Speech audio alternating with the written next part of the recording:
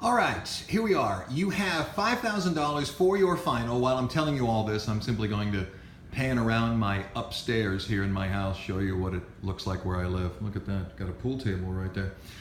You got $5,000 with which to purchase a home studio, and I thought I would go ahead and show you what my home studio looks like, show you all the things that are inside of it, and you can make a decision whether you want to do it or not. So look, what's the first thing you gotta be concerned about when you're creating a home studio?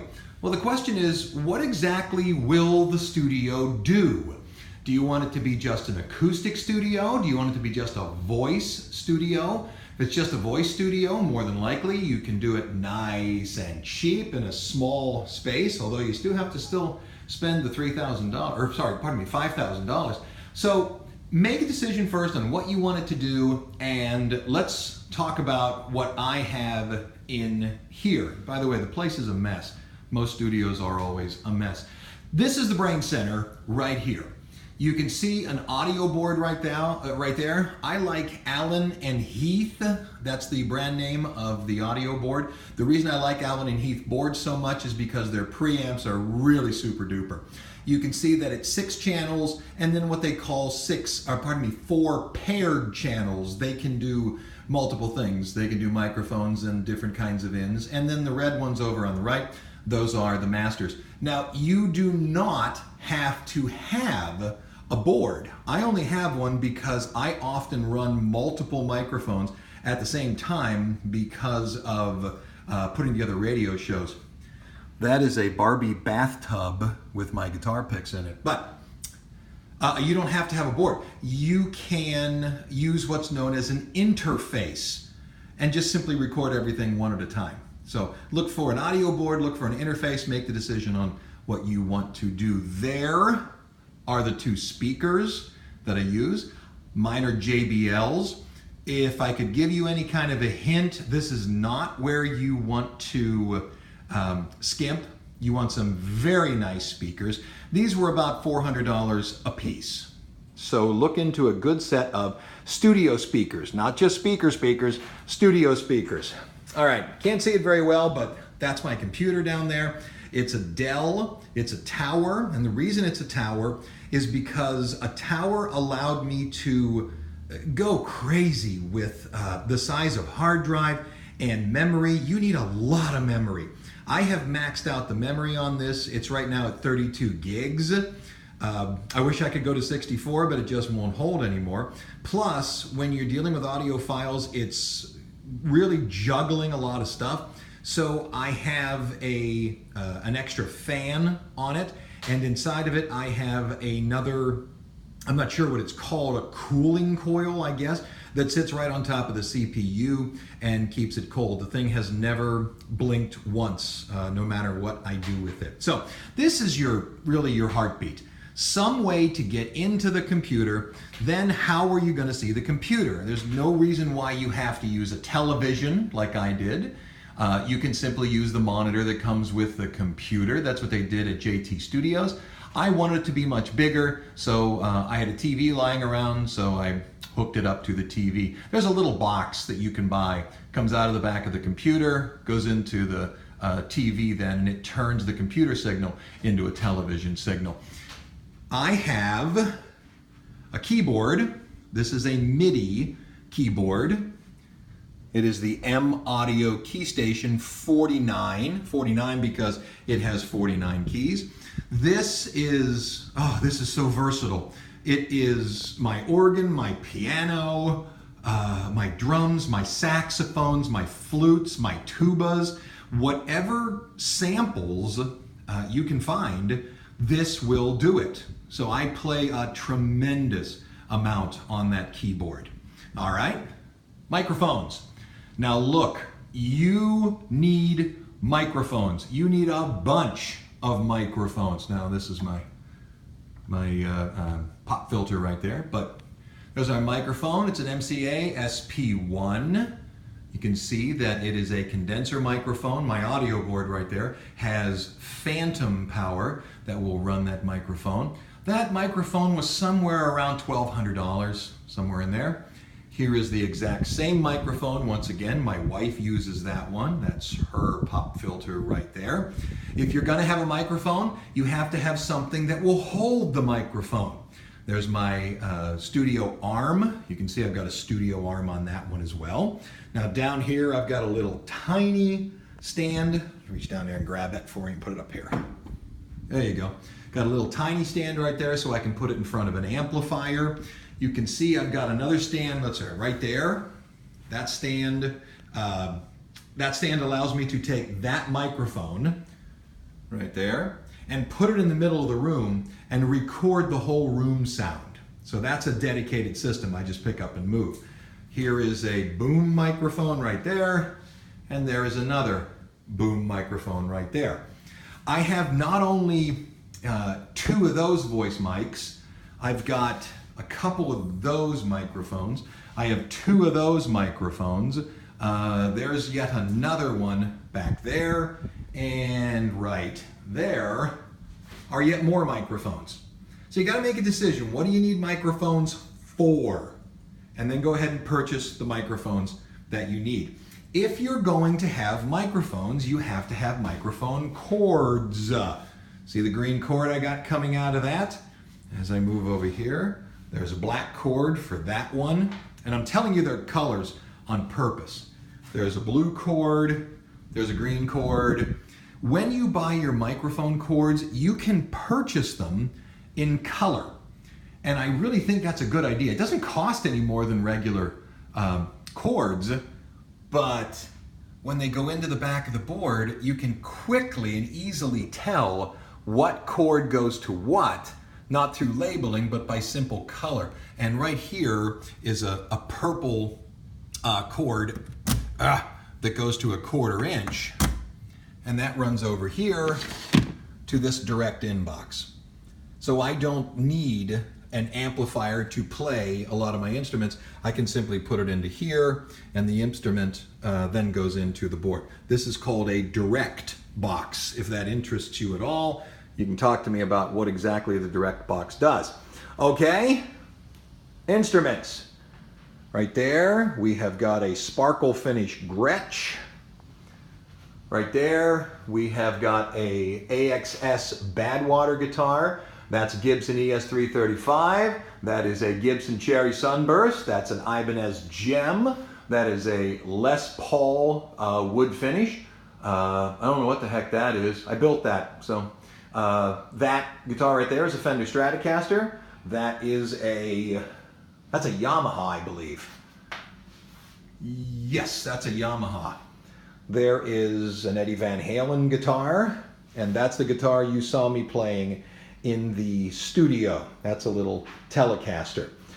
Why all the guitars? I build them.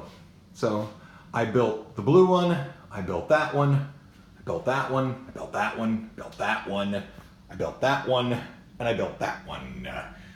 Over here, just going to the other side, not to make you seasick, there's a bass guitar. That's an AXS again. There's a Flying V guitar for all my heavy metal riffs. I built that one. There's a ukulele. I built that one. And that sparkle finish Gretsch. I built that one. More chords. Guitar chords, guitar chords. Look, gold and black. It just makes your life so much easier if your chords are all color coded. Since I'm doing music, I need effects. That's my little effects pedal system right there. This one right here, this white one in the back, there's my foot. That white one in the back, that is what's known as an S drum. It will do an entire drum kit while you're playing, which I think is actually pretty cool. So I can play live just myself with drums. Okay, that's pretty much the equipment. Well, I didn't show you amplifiers. That's my guitar amplifier, built that. So I mean, that is a small vocal amplifier. That is a bass guitar amplifier. And that right there is the amplifier. Notice the red cord on top. That's the amplifier for the drum kit. All right, there's my drum kit. It's made by Roland. It's really a nice drum kit. Makes a wonderful sound. In fact, it has about 10 different drums inside of it. That's the control panel, a couple of cymbals, 2 toms right there and there, and then a floor tom, kick drum, and of course a hi-hat over there, snare drum as well. What's interesting is I can take a chord straight out of that and put it straight into the computer and play it. Or I can listen to a song, play it, and what I record, what I play, will go onto a jump drive. Then I take the jump drive and put it over into there. That's how I get the vast majority of my drums. Some of the specialty drum stuff I do on that keyboard over there. So you've seen all of that. Have I done it? Have you seen all the equipment? There's some harmonicas up there. There's another effect. More guitar picks. All right, now we got to think about all the extra stuff. I'm going to go back to the door. I'm going to come walking in again and just show you stuff. Now look, this is a room you're going to spend some time in. So what do you want on the walls? You know, I use that at the beginning of one of my albums. That's a piece of art that I brought home from Cuba. I love movie posters. So there's the Blues Brothers. I went to go see Brian Setzer. There it is. My wife bought me that. My wife bought me that. There's Watts Stack, one of the greatest concerts of the 70s. My favorite, West Side Story. Rock and Roll High School, The Commitments, Beatles Hard Day's Night, Pink Floyd The Wall, Led Zeppelin Celebration Day, Viva Las Vegas, and Gimme Shelter, the Rolling Stones biopic. A couple more up there, piece up there, okay? Remember I told you that last 2 years ago, my Christmas album got onto a disc? Well, there it is, Sia, Train, Pentatonix, Jimmy Buffett, Barry Manilow, Asleep at the Wheel. Look at the 2 at the bottom. Joe and Tammy Burns. Look at that, ladies and gentlemen. And there is the compact disc. My dad bought me that. Okay. What else? Well, I mean, more stuff on the walls. You know, pretty stuff on the walls. And none of this has to be expensive. I mean, all of these movie posters I got off of eBay for like $9. That's an original Fender advertisement I bought on eBay for like $2. So, by the way, a couple more instruments, maracas, clap sticks, rain tree, a couple other things. You're going to have a floor. What do you want on the floor? If your floor is carpeted, I wouldn't touch it. But I wanted hardwood, so I put down hardwood. That didn't cost me very much. I wanted a rug, so I bought a rug. Looks like the Partridge Family, but there you have it. I don't know if you want to build baffles or not, but I built that baffle to put an amplifier in. I built that baffle to go around the computer. And what it does is it stops all the sound from coming. And I use them both a fair amount. A couple of chairs.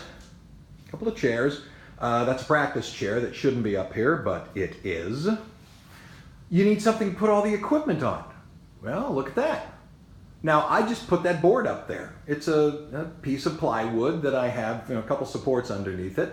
And the reason is I didn't want anything hanging down that I would kick. As I'm recording, I'd kick something, it would screw it up. So I wanted full space underneath it. But you just may buy a table. Now, there are tables that are built for music studios, and there are just tables. So there you go. In terms of the walls, you may notice, I haven't shown you the upstairs, but look at this. This is the reason I put the studio up here. None of the walls hit at a 45. It's really the greatest room, and it wasn't built for a studio, but it's spectacular. The walls all come at weird angles. It has, you can hear me talking. It has very little reverb. No, it isn't a dead space, but it has very little reverb. You may want to put sound dampening on the walls. Now, you can go ahead and buy those egg crates and all that. The quickest way to do it is just simply hang up curtains. And the cheapest curtains that you can buy are simply paint drop cloths. Go ahead and put up a curtain rod and buy a paint drop cloth and buy it a little wider than it needs to be, and you should be 100% good to go. Need some furniture? Need somewhere to stash things? You know, get yourself a piece of furniture. And there's a vertical piece of furniture. There you go, tambourine. A good friend of mine cut me a Jesus cross because he wanted to bless the studio. Can't thank him enough for that. So there you go. You see it. That's how it worked. And I'm going back out. You have $5,000. Find a space. Build me the studio that you really want. And that's going to wrap it up. Time to ask me questions. Bye-bye.